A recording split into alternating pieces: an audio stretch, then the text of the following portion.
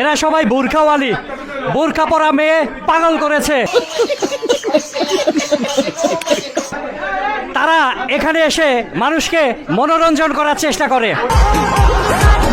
বোরখার আড়ালে আবাসিক হোটেলে মনোরঞ্জন করার জন্য তারা আসলে রেডি থাকে। এবং দেখতে পাচ্ছেন, আপনার সাথে একটু কথা বলবো। কতদিন যাবত আপনি এই পথে লিপ্ত? বেশি দিন হয় নাই। বেশি দিন হয়নি। আচ্ছা, বলছে এই যে আপনি কি দালাল? বাবুর্চি। হ্যাঁ, বাবুর্চি। আপনি এখানকার বাবুর্চি? কি দালালকে? এই যে আপনাকে একটু জিজ্ঞেস করি, আপনার কি ঘর সংসার আছে নাকি এভাবেই? না ভাই, ঘর সংসার নেই।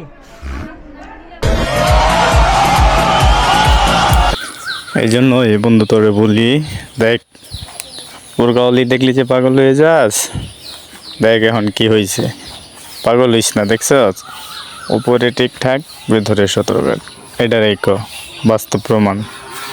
একাই আসছি। একাই আসছেন? একাই আসছেন? আচ্ছা, উনি একা আসতে মিথ্যা কথা বলছে। এই যে এই পথে যে আসছেন, কার মাধ্যমে আসছেন? আগে দালাল ছিল। দালাল ছিল? হ্যাঁ। কতদিন যাবত? এই তো 2-3 মাস আগের থেকে। আপনি কি এখানে পার্মানেন্ট নাকি পার্ট টাইম? না ভাইয়া, পারমানেন্ট নাচ কাজ। প্রিয় দর্শক, এখানে যারা রয়েছে তারা আসলে প্রত্যেকেই এই মুহূর্তে আসলে কান্নাকাটি করছে। তবে তাদের কান্নায় আসলে কোনো কাজ নেই। মেয়েদের চোখের কান্নায় কারো দুর্বল হয়ে যাওয়া যাবে না।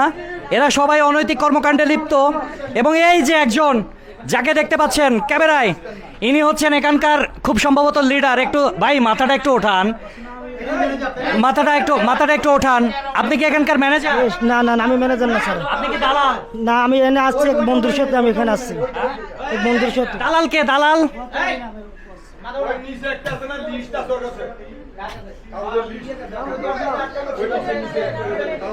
এবং আপনারা দেখতে পাচ্ছেন যে যারা রয়েছে তারা প্রত্যেকে আসলে অনৈতিক কাজের সাথে লিপ্ত। এবং আজকে একটা বড় ধরনের অভিযান চালানো হয়েছে।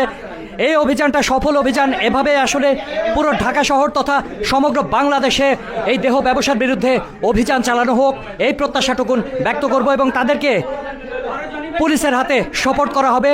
আমরা একটা অভিযান শুরু করেছি আমাদের এই 14 নং ওয়ার্ডে। কোথাও আমরা অবৈধ দেহ ব্যবসা, মাদক ব্যবসা এগুলো আমরা রাখবো না। আজ গত শুক্রবার আমরা নামাজ পড়েছিলাম শেরাপাড়া কেন্দ্রীয় মসজিদে। ওখান থেকে আমরা একটি হোটেল বন্ধ করেছি। তারই ধারাবাহিকতায় আজকে আমরা মুন্সিবাড়ি জামি মসজিদে নামাজ পড়েছি। এবং স্বতঃস্ফূর্তভাবে হাজার হাজার মুসল্লিরা আমাদের সাথে একত্রিত হয়ে আমরা বলেছিলাম, এই এলাকাতে আপনারা কি দেহ ব্যবসা, অন্যায় কাজ করতে চান নাকি চান না?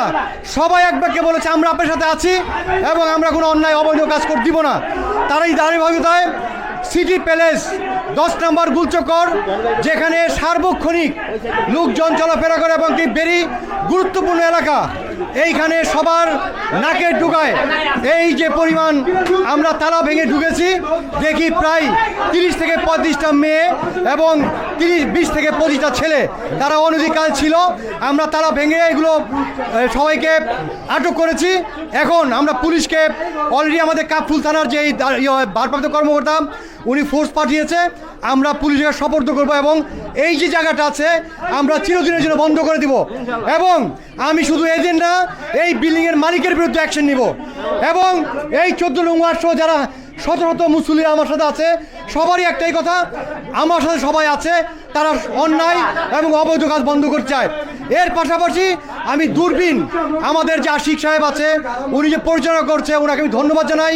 অনেক চ্যানেল আছে, আমরা কিন্তু কাউকে আজকে পাইনি, হয়তো জানে না, কিন্তু উনি আমাদেরকে খুঁজে বের করেছে। উনি শুনেছে 14 নং ওয়ার্ডে এরকমই অভিযান পরিচালিত হবে, উনি এসেছে। আমি সবালের পক্ষ থেকে 14 নং ওয়ার্ডবাসীর পক্ষ থেকে ওনাকে ধন্যবাদ জানাচ্ছি অনৈতিক কাজটাকে এই সারা দেশ সব বিশ্ববাসীকে ধরে তোলার জন্য। ধন্যবাদ।